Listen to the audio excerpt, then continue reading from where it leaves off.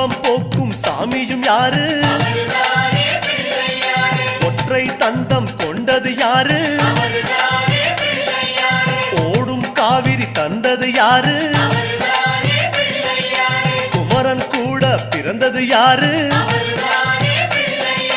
குவலயம் தாங்கும் குணமகன் யாரு? வள்ளி திருமணம் காரணம் யாரு? அவரும் வாழ்வது எங்கே கூறு?